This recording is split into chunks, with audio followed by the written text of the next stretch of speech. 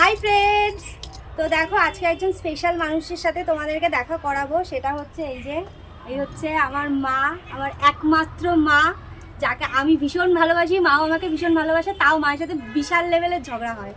তো এই হচ্ছে আমার মা।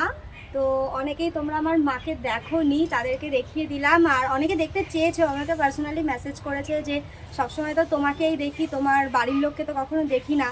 তো তাদেরকে আরেকবার না, এই ফার্স্ট টাইম দেখিয়ে দিলাম আমার মাকে। এমনিও মায়ের সাথে আমি আমার ফটো ছেড়েছি, তোমরা দেখেছো, হয়তো জানো না এটা আমার মা। তো এখন আমি তোমাদেরকে বলে দিচ্ছি, এটা হচ্ছে আমার মা।